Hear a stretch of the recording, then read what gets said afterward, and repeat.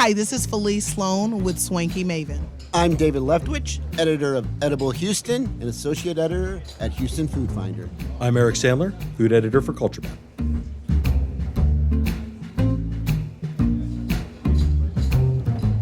I like dessert, but so if I'm going to my favorite restaurant, I'm thinking about the food all day long. Dessert doesn't even cross my mind.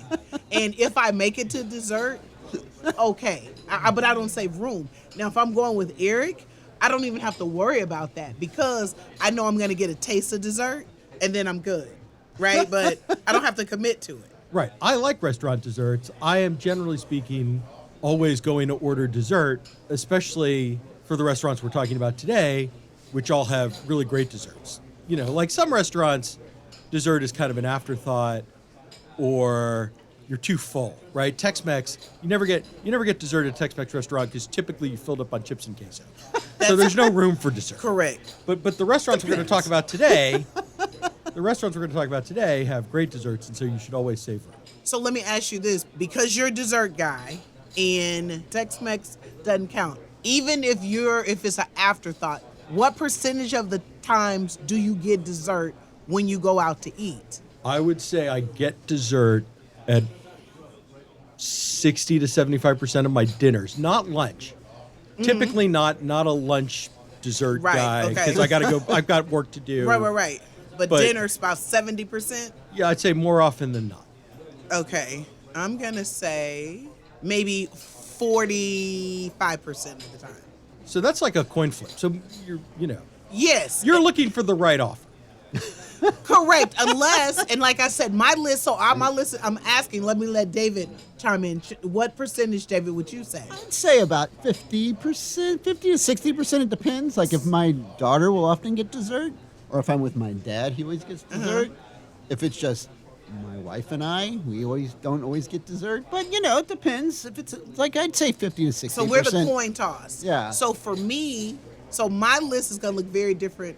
We may have some of the same, but I made my list based on restaurants that I think about the dessert before I go. I'm like, oh my God, I can't wait because the dessert is so good.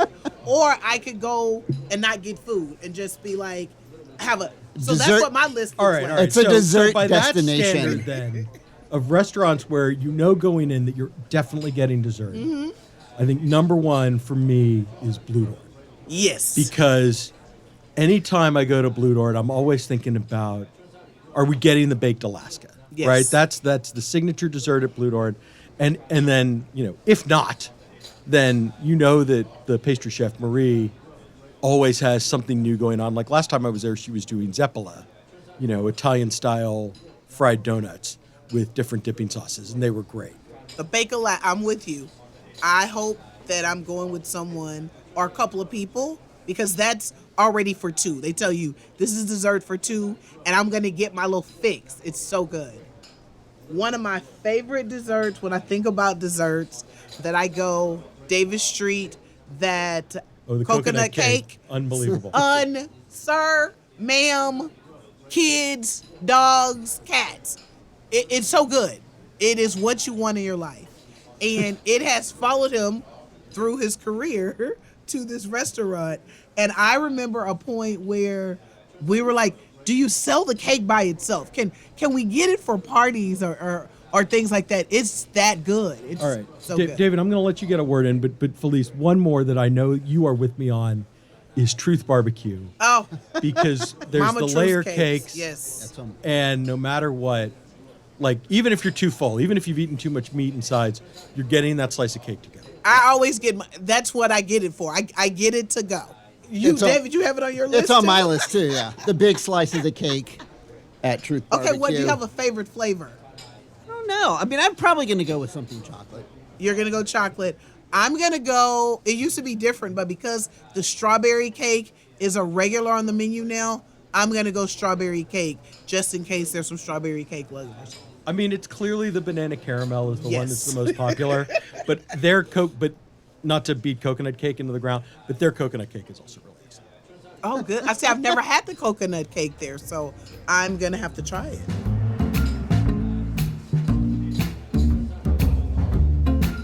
going to talk dessert destinations, I mean, I think the H-Town Group's restaurants always have really good desserts. Ruben Ortega recently was a finalist for the James Beard Award for pastry chef. But I think if you're going to, I mean, I think the desserts at all of their restaurants are good, and that's, Caracol, Hugo's, Herbe. But I think if you really want really innovative, really cool desserts, go for Xochi. And he really celebrates there. Ruben really celebrates the flavors of Mexico, in particular chocolate. There's that cocoa. There's a white chocolate shell that's been painted to look like a cocoa pod, and it's got all these textures of chocolate inside.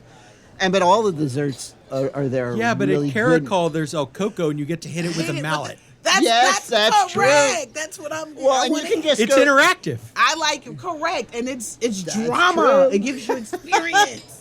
Well, and then I just like the simple churros that you can get at Herbe and at Hugo's. I mean, those are just pretty much perfection. You dip them, and I mean, I think all of their spots pretty much have destination-worthy desserts. I'm gonna go with another. Eric's gonna agree with me on this one. It's a cult classic all over the nation, and it's Mastro's butter cake. It's so funny when the last time we had it, because I was talking to people that my friends in California are like, "Oh, I love that." I'm like, "Really?" I looked it up. There's so many copycat desserts. There's blogs written about. I'm like, okay.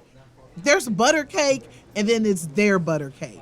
They do something a little bit different. I think it would be a little bit insulting to say that it's the best thing on the menu at Mastro's because they have all the steaks and the seafood and the soup. But it's the only thing that you can guarantee that I'm going to order if I'm at Mastro's. Correct. And they've upped it seasonally. They have different flavors. I'm not saying get the seasonal in lieu of the traditional if you've never had it. I'm saying get both, right? Because now you can have an opinion and, join the conversation. That's it. That's what I'm saying. Well, if we're going cult classics, I think a cult classic that is a cult classic throughout Texas and Houston is the Good Company Brazos Bottom Pecan Pie, which is just this rich Texas pecans and gooey, and it's available at most of their locations. And now, of course, it's not too long before we get into, you probably want to order yours now for Thanksgiving because they do a bustling business for the whole pies for Thanksgiving, but it's just, it's a Houston classic, and I don't think we can talk about desserts without mentioning that kind of rich, gooey pie. I want to talk about a new restaurant where I have been enjoying the desserts quite a bit, and that is Il Bracco, the new Italian restaurant in the Galleria area. They only have 4. There's a lemon tart and a chocolate pie and a panna cotta and ice cream. But the last time I was there, 3 of us ordered all 4 of them, and we each had a different favorite. So they're all just very, and that's kind of Il Bracco. Everything is really good, and then it's just a matter of what do you like best? Well, a newer-ish restaurant that I love the dessert is Mace out in the Energy Corridor. It's their corn tres leches. Now, there's tres leches, but then when you do a corn, it's like kind of you think about corn-infused milk. They use a corn sponge cake. Oh, my goodness. It's just divine. It's happiness. It is happiness on a plate. See, I'm glad you brought that up. That one's really good, and I figured we have to mention at least one Tres Leches cake on this show. I mean, it's kind of a classic, become a classic Houston dessert, and I think that's a good example as any. Right, because it's a little different. Yeah. It's a little different, but it's still giving you what you look for in a Tres Leches. So I'm going to go with not a newer restaurant, but I'm going to go with its new, well, I think it's maybe a year or so, and it's Field and Tides, and they have this chocolate Alabama stack cake, which is just layers and layers. It's a layered chocolate cake. It's just really rich chocolate. It's what you want in a chocolate cake, and it's, it's again, this is the case I think when my daughter, I probably wouldn't have ordered it, but my daughter ordered it, and it was really good and worth going back just for that.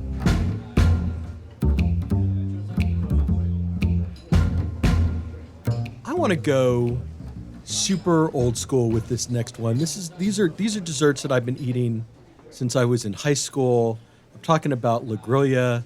I know it's part of Landry's. I know it's whatever, But that dessert cart, when they roll that through the dining room, and if you're getting the poached pears, or my favorite, the strawberry wedding cake. I mean, there's the Heath Bar crumble. There are infinite choices, like something to suit any taste. And it's so delightful when that rolls through the dining room and you get to look at them and pick what you want. I'm gonna go dessert, a favorite, the toasted coconut, which is also, Nobi's. You can get their pies. You can get the whole pie. So when we talk about, I always look at things, can I take this home? Can I order it for other people to try? And their pies, they have a daily pie. Oh, I love so many of their pies because sometimes they do regular pies and then they do their take on a pie. I love their key lime pie. They have a black bottom peanut butter pie. Oh, divine. Yes, I'll say dessert royalty. Yes, that's what we're going to call them, dessert royalty in the city. Well, I'm going to throw out a dessert I've been having since it was coming off of a street cart, and that's Melange Creperie. And now, of course, he has a brick and mortar it's in the Heights. But, here's that classic banana Nutella. It's just a classic combo. I mean, he's got some others. The s'mores one that they do there is really good as well. But, it's just a classic dessert. They do them well. The crepes are light. The fillings are really worth digging into.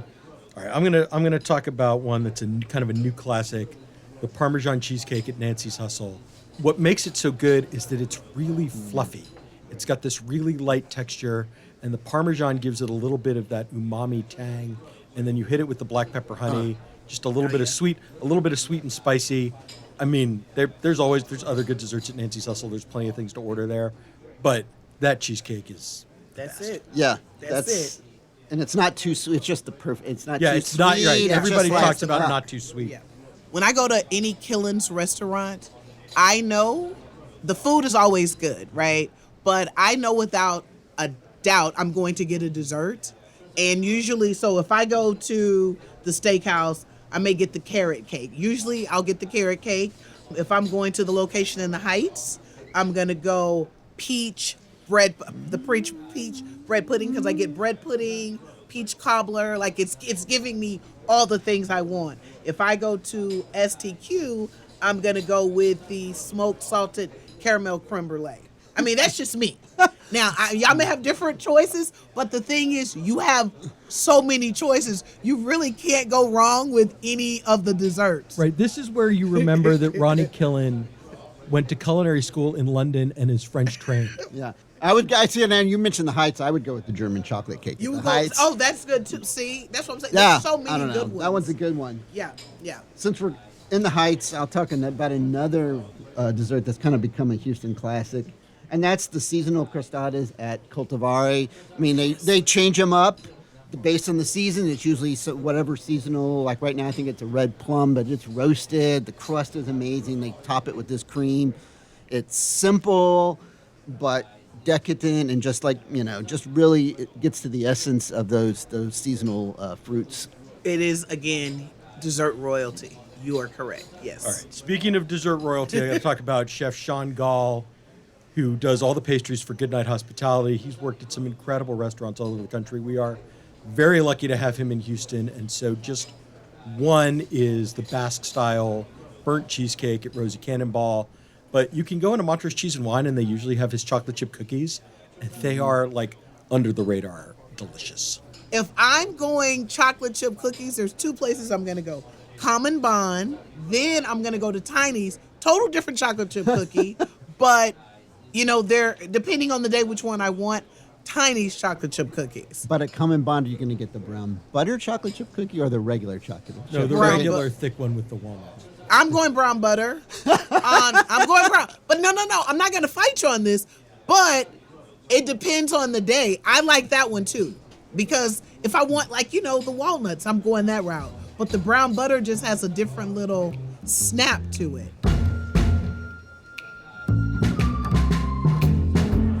I'm going to go out of the city. I'm going to go to the Woodlands. Tress, they have great desserts, but I got to give it up for their strawberry cake. It's strawberry on top of strawberry on top of strawberry. That's it. Not the chocolate peanut butter cake? That's good, but I'm more impressed because you know why I'm more impressed with the strawberry, because a lot of times people can't get that strawberry right, and so it has the perfect mix of strawberry. I'm gonna throw out one that I usually don't get dessert at Mala Szechuan.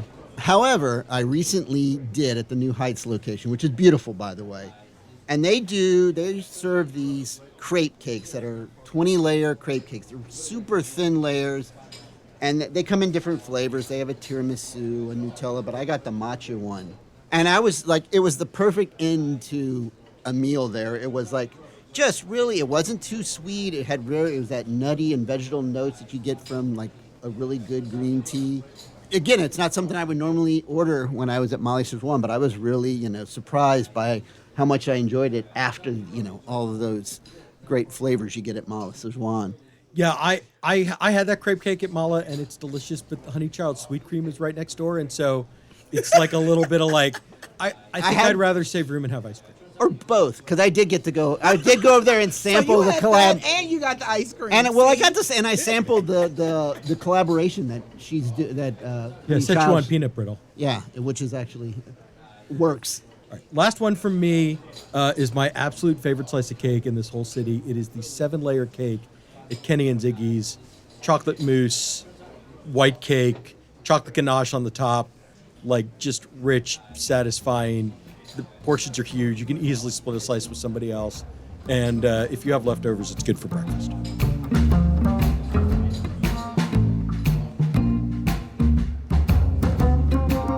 Hi, this is Felice Sloan with Swanky Maven. I'm David Leftwich, editor of Edible Houston and associate editor at Houston Food Finder. I'm Eric Sandler, food editor for Culture Map, and you're listening to Houston Matters with Craig Cohen.